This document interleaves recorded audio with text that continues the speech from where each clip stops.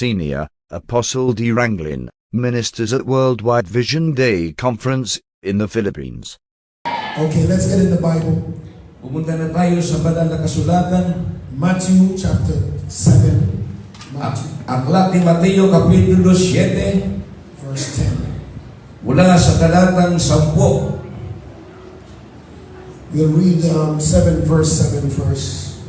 Mula sa talatang 7, verse 7. Yes, let's go to 7 Okay. verse 7. You read in English, Yeah. and after one verse, I'm gonna read Awesome. Tagalog. Awesome. The Bible says, "Ask and it shall be given you, seek and you shall find, knock and it shall be opened unto you." Humingi kayo at kayo ay bibigyan, humanap kayo at kayo ay makatatagpo, tumuktok kayo at kayo ay pagbubuksan. For everyone that asketh receiveth, and he that seeketh findeth, and to him that knocketh it shall be opened. Sapagkat ang bawat humihingi ay tumatanggap at ang humahanap ay nakatatagpo at ang kumakatok ay pinagbubuksan. Or what man is there of you, of whom if his son asks for bread, will he give him a stone? Meron bang tao sa inyo na kung humingi ng tinapay sa kanyang anak, ay bato ba ang ibibigay? Verse 10. Or if he ask a fish, will he give him a serpent? At kung humingi siya ng isda, ay bibigyan niya ito ng ahas? I'm going to read verse 10 again. Babasahin niya muli ang talatang 10. Makinig kayo. Or if he ask a fish, will he give him a serpent? Kung humingi siya ng isda, ay bibigyan niya ito ng ahas? The word tonight is called fish or serpent. Ngayong sandali ang salitang na isang dalihin ay isda o ahas.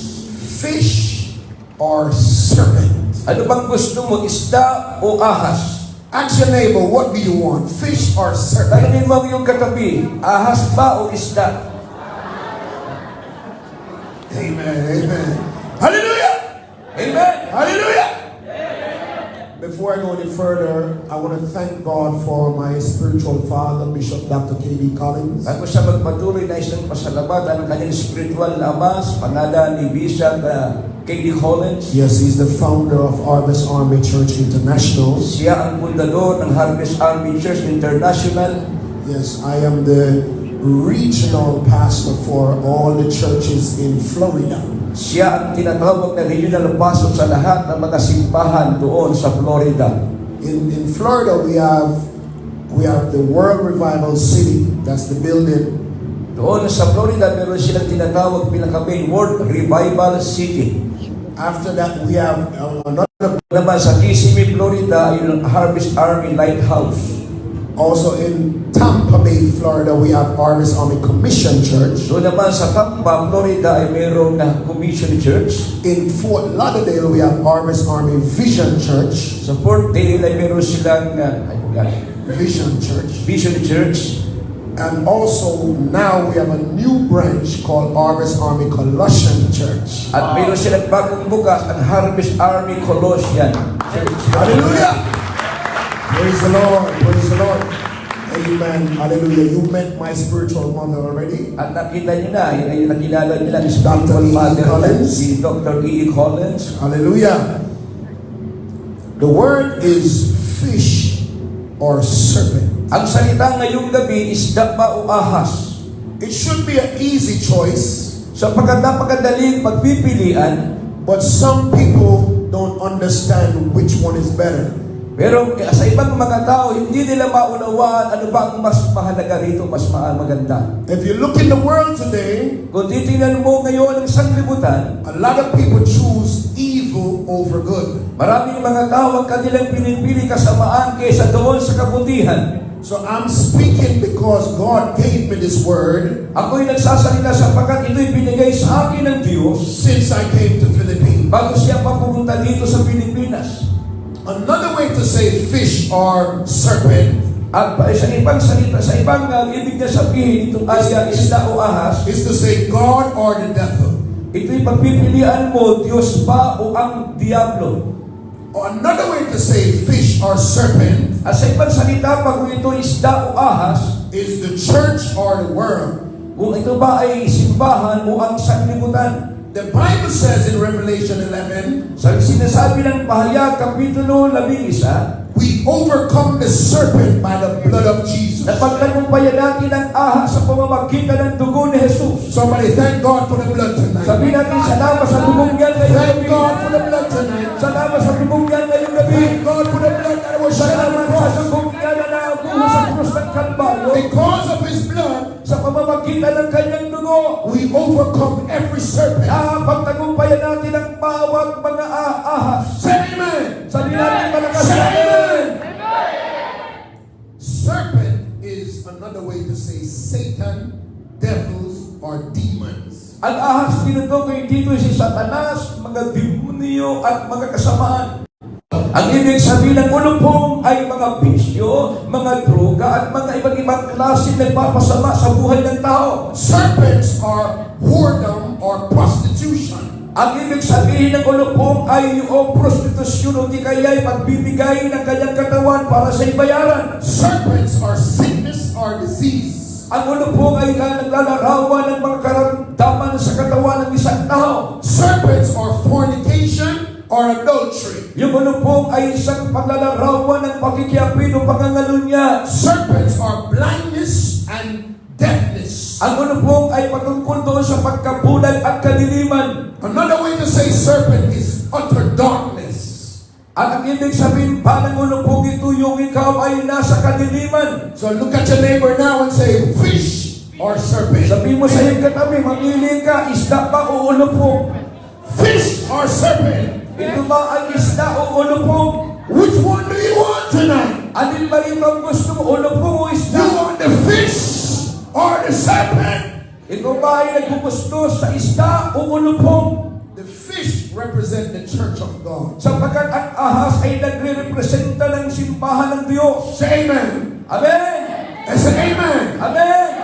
Matthew 16:18 says, upon this rock I build my church. Mateo 16:18, sa ibabaw ng mga batong ito itatayo ko ang aking iglesia. And the gates of hell shall not prevail against At it. ang pintuan ng habis hindi makapananaig laban dito, The church has the power sapagkat ang iglesia ay mayroong kapangyarihan to cast out every serpent. na magpalayas ng iba't ibang uri ng mga ulupong. The church has the power to cast out every demon. Sapagkat ang iglesia ay mayroong kapangyarihan magpalayas ng bawat demonyo ito. Say amen. Sabihin natin natin, The church has the power ang iglesia ay may kapangyarihan to deliver you from drugs and na alcohol. upang palayain ka mula sa mga pagkalasingan at pagkalulong sa droga. The church has the power to deliver you from sickness and diseases. Sapagkat ang iglesia ay may kapangyarihan palayain ka mula sa karamdaman. The church has the power Ang iglesia ay may kapangyarihan to deliver you from fornication and adultery, upang palayain ka sa pangangalunya at pakikiapin from blindness, deafness, dumbness, mula sa pagkabulag, pagkabingi at pagkamangmang, from witchcraft, from whoredom and prostitution. mula doon sa pagbibinta ng katawan para kay bayaran na at doon sa iba't ibang klaseng mga kasalanan. Say amen. Amen! The church is powerful. Sapagkat ang iglesia kinarurunan mo'y makapangyarihan. Look at your neighbor and say, we are the church. Sabi mo sa iyong katabi, tayo ang We are the iglesia. church. Tayo ang iglesia. We are the church of God. Silawan mo sa kanyang tinga, tayo ang Hallelujah. iglesia. The Greek word for Jesus Christ is called fish. Sa Grekong salita ng Hesus Kristo ay tinatawag itong isda. In Greek, it's called iktas, which means fish. Sa Grekong pananalita, tinatawag itong iktas. Ang ibig sabihin ay isda. So if you come to the Americas and you see a fish symbol, that means church. Kapag pumunta ka sa Amerika, ang simbolong isda, ito ang ibig sabihin nito iglesia. Somebody say amen. Amen. Somebody say amen. Sabi natin amen. I'm teaching you something tonight. Tinuturuan ko kayo ngayong gabi, dapat kayong matuto. The first empire to rule the entire earth was the Egyptian empire. Sapagkat sa lumang panahon, ang namumuno sa buong daigdig ay Egyptian empire. imperyo ng Egypt. After the Egyptian was the Assyrian. Pagkatapos ng pamumuno ng Egyptian ay Assyria naman ang namumuno. After the Assyrian was the Babylonian. At pagkatapos ng Assyrian ay Babylonia na naman. After the Babylonian was the Medo-Persian. At pagkatapos ng Babylonia ay tinatawag ng Medo-Persian. After the Medo-Persian was the Grecian. At pagkatapos ng Medo-Persian ay mga Grecian. Now, when the Romans came, At nung dumating ang mga Romano, that's the time when Jesus was here. at iyan ang panahon na naroon si Jesus. In 2020, they tried to lock the church. At noong 2020, sinubukan nilang isarado ang simbahan. They said there was a COVID virus. Ang kanilang ibig sabihin, mayroong COVID virus, hindi sila pwedeng pumunta ng simbahan. The devil wanted to use it to lock the church. Ang nais ng Diablo, hindi makapunta ng mga tao sa simbahan, kaya may sinaraduhan. If he locks the church, there's darkness on the entire earth. Kapag ating pinigil ang simbahan, maghahari ang kadiliman sa iba't ibang panig ng daigdig. Somebody said the church is powerful. Sabi natin, ang iglesia ay makapangyarihan. So we are powerful. Tayo ay makapangyarihan. The Bible said, let your light so shine. Sabi ng Biblia, hayaan nyo magliwanag ang inyong mga ilawan. We are the light of the Tayo world. ay mga ilawan ng daigdig na ito. Say amen. Sumigaw ka ng We are the malakas. power of the world. Dahil tayo ang ilaw ng sanglibutan. So they tried to lock the church in the Roman times. Sinubukan nilang ikandado mga simbahan sa panahon ng mga Romanong pamumuno. So the Greeks had to hide and have church. Kaya noon ang mga Grego sila ay nagtatago para makapunta ng simbahan. So they put a fish symbol on their door. Kaya para hindi mahalata, naglagay sila ng simbolong isda. So when the Romans came, they couldn't find the church. Kaya yung mga Romanong sundalo kapag dumating, hindi nila makita walang tanda ng cross. They thought it was a fish shop. Ang alam ng mga Romanong sundalo, tindahan ng mga They ibang thought it was a klaseng. fish shop. Ang alam nila, tindahan ng mga tilapia at mga hasuhos at mga galunggong. But it was the church of God. Pero yung pala ay simbahan ng Iglesia. Somebody shout hallelujah. Sino ka ng hallelujah! We are powerful. Tayo makapangyarihan! We're living in the New Testament. Tayo nabubuhay sa panahon ng bagong tipan. Another name for New Testament is grace. Ang panibagong pangalan ng New Testament ay biyaya. Say amen. Amen! Another name for New Testament is church age. Ang ibang pangalan ng sa bagong tipan ay tinatawag na panahon ng Iglesia. Somebody say amen. Sabi natin namin, If they close the church, everybody die. kapag sinarado ang mga simbahan, mamamatay lahat.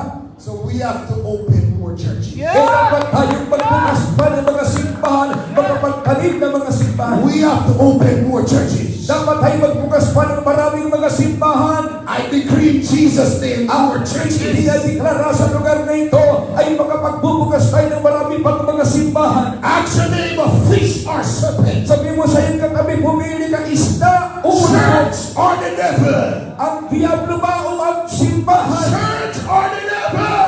Kung ang simbahan ba o ang diablo? We have to open more churches. Dapat tayo magbukas pa ng maraming mga simbahan. The church is a sign from God. Sapagkat ang simbahan ay simbolo ito na merong Diyos. The church is a sign from God. At ang iglesia ay sumisimbolo na galing ito sa Diyos. In Harvest Army, Sa Harvest Army, every believer is a preacher. ang bawat mananampalataya ay mga ngaral. Say amen. Sabi natin na kami. Say amen. Sabi natin kami. Every believer is a preacher. Ang bawat mananampalataya ay dapat mga ngaral. Say amen. Amen. The Bible says there was a man named Jonah. Sa Biblia may nangangalang isang tao pangalan niya ay Jonas. And God said, go to Nineveh and preach the gospel. Sabi ng Diyos sa kanya, pumunta ka sa Nineveh, ipangaral mong ebanghelyo. I thank God for all the singers tonight Pinasalamatan lahat ng mga awit ngayong gabi and the musicians, at yung mga manunugto, but you must preach the gospel. pero kinakailangan ipangaral mong ebanghelyo. Say amen. Sabi natin amen. God told Jonah to go to Nineveh Sinabi ng Diyos kay Jonas na pumunta sa lugar to ng Nineveh preach the gospel. upang ipangaral ang ebanghelyo. He said, preach the gospel. Upang ipangaral ang He ebanghelyo. said, preach Sinabi niya yung pangaral ng Ebanghelyo. Oh, wait. Teka lang muna. Where did Jonah go? Saan pumunta si Jonas? Tarshish. Sa lugar ng Tarshish. He went the opposite direction. Pumunta siya doon sa opposite direction. Opposite of where God said. Yun ay kabaligtaran kung saan siya pinapupunta ng Diyos. He said, I'm not a preacher. Sabi niya, sinasabi, hindi ako mag-aaral. I'm a sailor. Ako yung I work on a ship. ako nagtatrabaho bilang isang seaman. I'm not a preacher. Hindi ako mag-aaral. But when he went the opposite direction, Kapag pumunta ka sa hindi tamang lugar, trouble took him. Trouble came. darating ang mga kapagabagan. Problems came. Ang mga problema ay biglang darating. Trouble came. Dumarating ang iba't ibang klaseng ibang mga sasamang mga pangyayari. But I'm going to show you something in the Bible. Pero nais ko ipakita sa inyo mula sa Biblia, God is very interesting. sapagkat ang Diyos ay masyadong interesado. When trouble took Jonah on the ship, Nang dumating ang mga problema kay Jonas doon sa barko, they threw him off the ship. siya itinapon doon sa dagat. Say amen. Amen. Did they throw him off the ship? Ha? Did they throw him off the ship? Yeah. They did. Hallelujah! When they threw him off the ship, Nung siya ay inihagis doon sa barko, what took him? Fish. anong nangyari? Oh! A big fish. Isda! Malaking isda! Somebody say fish. Sabi natin isda! Somebody say fish. Isda! Somebody say fish. Isda! Somebody say fish. Isda! Fish or serpent. Isda pa ulo po! What do you want? Anong gusto mo ngayong gabi? A fish or the serpent? Gusto mo ba ng ulo po mo isda? If it wasn't a fish that ate him, Kapag hindi isda yan, delikado yan. he would be a dead man. Maaaring ito isang patay na bagay tao. But because it was a fish, Sapagkat yan ay isda, the fish brought him back to Nineveh. o dinala ng isda si Jonas papalit ng Say amen. Sabi natin, amen! So God said we have to open more churches. Sinasabi ng Diyos na papay We have to plant more churches. Somebody said the church. The church is powerful. Somebody said the church Ang simbahan is powerful. Pagyarihan! Hallelujah. Hallelujah! It's time to plant more churches. Panahon para magtanim pa ng maraming simbahan, mga baong na kayo. Nobody fight the church. Walang makikipaglaban sa iglesia. Nobody fight the church and win. Walang pwedeng makipaglaban sa iglesia na magtatagumpay. Even if it's your family member. Maaaring may merong mga papamilya. Tell them, listen, don't fight the church. At sa pag-inig kayo, sabihin mo sa kanila, huwag nilang labanan ng simbahan na. Go your way, but don't fight the church. Umalis ka na lang, pero huwag kang magsasalita laban sa church. Nobody fight the church and win. Walang makapaglalaban, makapagnanaig sa iglesia. Nobody fight the church and win. Walang lumalaban sa iglesia na nagtatagumpay. There was a soldier named Saul. Meron isang sundalo na pangalan ay Saul. And he said, I'm going to get some letter from the government. Kukuha ko ng mga sulat mula doon sa pamahalaan. I'm going to close every church. Ipapasarado ko ang mga simbahan. Oh, sarabasika karabakaya. They tried it in 2020. At susubukan niya ito sa taong 2020. They tried it in 2021. At sa 2021, sinubukan ito. They get legal documents Kumuha siya ng mga dokumentong legal mula sa pamahalaan. from the medical people. Mula doon sa mga namamahalang mediko. Try to close the church. Upang subukang isarado ang mga simbahan. But they cannot beat the church. Pero hindi nila kaya mapagtagumpayan ang iglesia. Because we are powerful. Sapagkat tayo mga pangyarihan. We are powerful. Nakapangyarihan tayo. When you shout hallelujah, Kapag sumigaw ka ng hallelujah, the earth changes. ang daigdig ay When nauupa. you shout hallelujah, Kapag sumigaw ka ng hallelujah, the sun gets brighter. ang araw ay When you shout hallelujah, kapag sumigaw ka ng hallelujah, everything changes. may mga bagay. Somebody shout hallelujah. Sumigaw ka ng hallelujah. Hallelujah! So Saul tried to attack the church, Sinubukan ni Saulo na atakihin ang mga iglesia. and the Lord knocked him off his horse. Pero ang Diyos ay pinabagsak. He blinded his eyes Binulag ang kanyang mga mata. and said, "You cannot kick against the prince." Sinasabi ng Diyos, huwag Hindi ka pwedeng sumipa laban sa matulis. You cannot kick against the prince. Hindi mo kayang sipain ng matulis. You cannot beat the church. Hindi mo kayang mapagtagumpayan ng iglesia. And he turned the murderer At siya'y naging mamamatay tao into a preacher. sa mga ngaral. He turned the murderer, the gangster, the murderer. O siya'y naging isang mamamatay tao sa mga ngaral. He turned him into a preacher. Oo, ang mga ginawa niya, ang mga ngaral The kanya. church will turn you into a preacher. Sapagat ang iglesia kinakailangan maging mga Say ngaral. amen. Amen! Say amen. Amen! Say amen. Amen! Stand up on your feet. Tumayo kayo sa inyong mga paa. If everybody knows John 3:16, Kung alam niyong John 3:16, for God so loved the world, kayo talagang mag-ibig ng that Diyos. he gave his only begotten Son, Binigay niyang kanyang kaisa-isa na na. that whosoever believe in him Kung mga sino man sa kanya sa mga palalaya, perish, ay hindi mapahama, but have everlasting hindi life. magkaroon ng buhay na walang hanggan. Anybody know that scripture? Alam niyo ba ang talatang yan? This is what I want you to do. Ito yung dapat kong sabihin sa inyo. I want all of you that know the scripture. Dahil kayo na nakakaalam ng talatang ito, After 3, magpatapos ang bumilang ng 3, I want you to preach the scripture. ipapanaral mo yung talatang yan. English o Tagalog? Yes. Tagalog, English. English, everything. Everything, kahit na. Sige. Everything.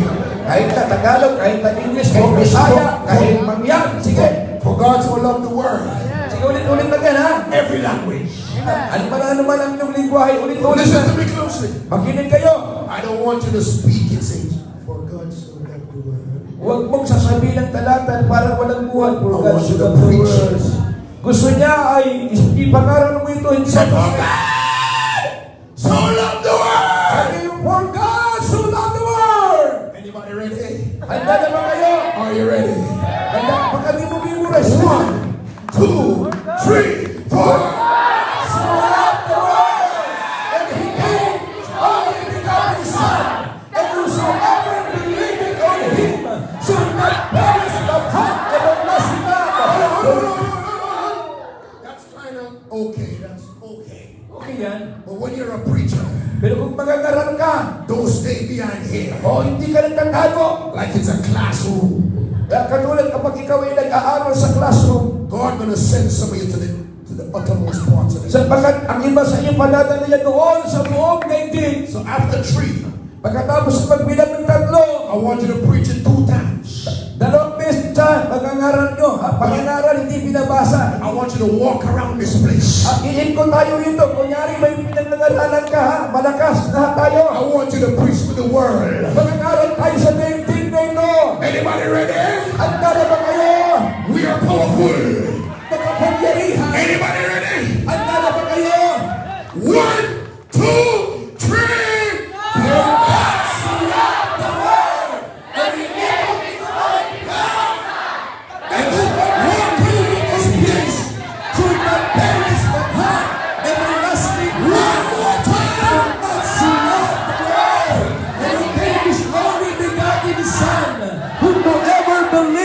Him should not perish but have everlasting life.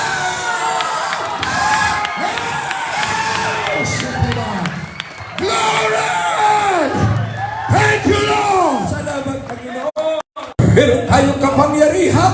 Don't lose hope. We have the power. Huwag mong gumalain yan. Meron kang kapangyarihan. If you're not here, this country will crash. Kung wala ka rito, ang daigdig ng bansang ito mawawasan. If every Christian leave Philippines, Kapag ang bawat Kristiyano sa Pilipinas ay aalis, it's crash. ang Pilipinas ay guguho. Because of you, Dahil sa iyo, God have mercy on this place. ang hanggang Diyos sa ating bansa.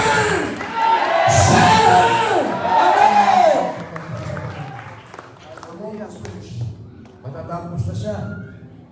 When you preach the gospel, Kapag pinapangaral mo ang Ebanghelyo, the book of Amos chapter 3, ang aklat ng Amos, kapitulo 3, he says, surely the Lord will do nothing, but he revealeth his secret unto his servants, the prophets. sabi rito, walang ibang gagawin ng Diyos kundi ihahayag niya ang kanyang mga sikreto sa pamamagitan ng kanyang mga lingkod.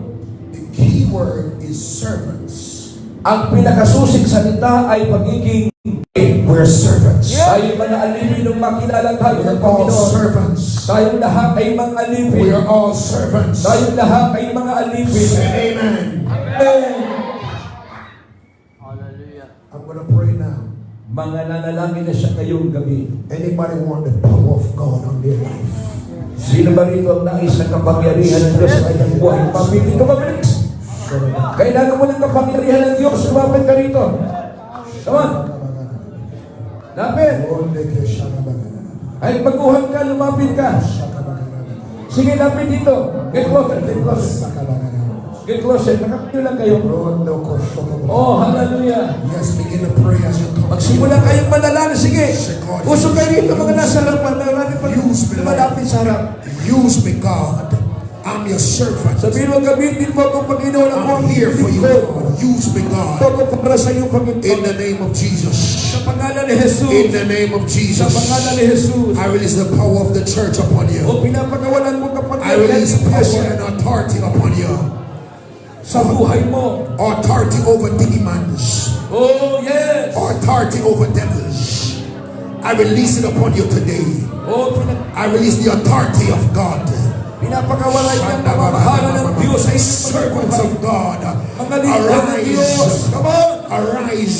Just talk to God. Shine. Pray to God. Arise.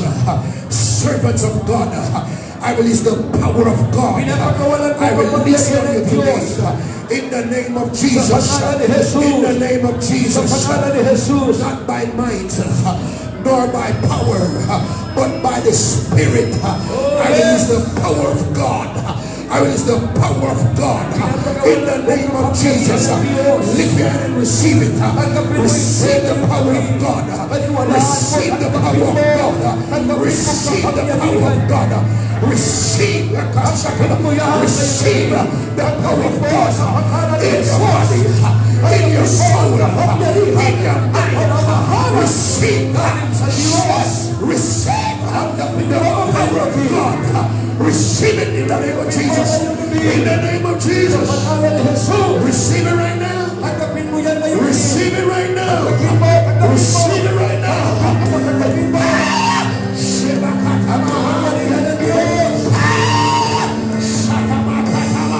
Receive it. Receive it. Receive it in your belly. Receive it in your mind. Receive it in your body. Receive the power. Receive the power.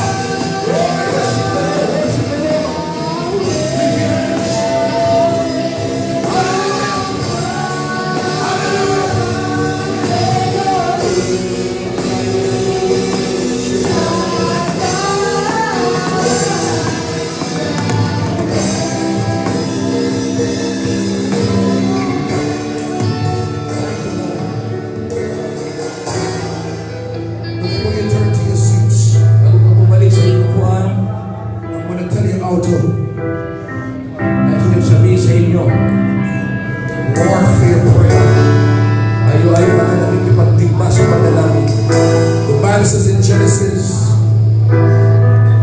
the seed of the woman Sinasabi ng Biblia sa Genesis, ang binhi ng babae will bruise the head of the serpent. ay kanyang wawasakin ang As you pray right ulo now, ng ulupong.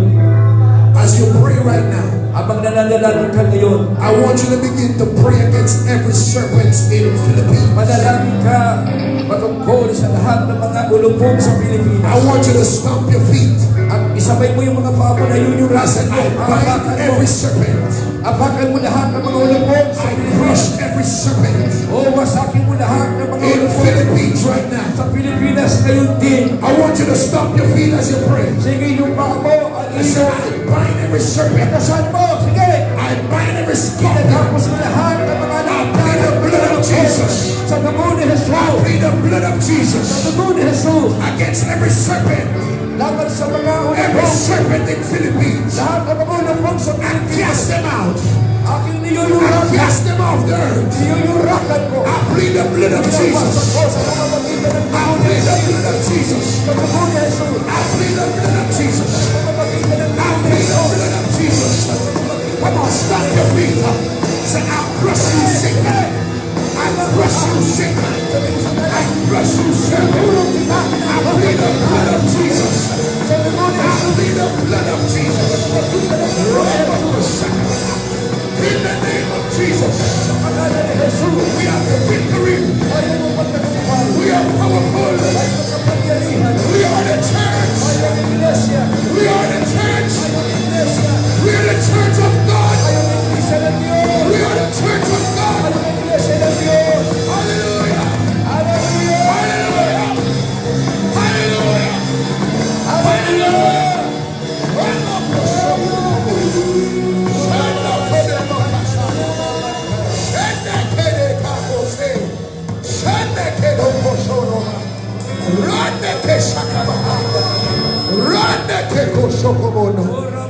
We are powerful. We are powerful. We are powerful.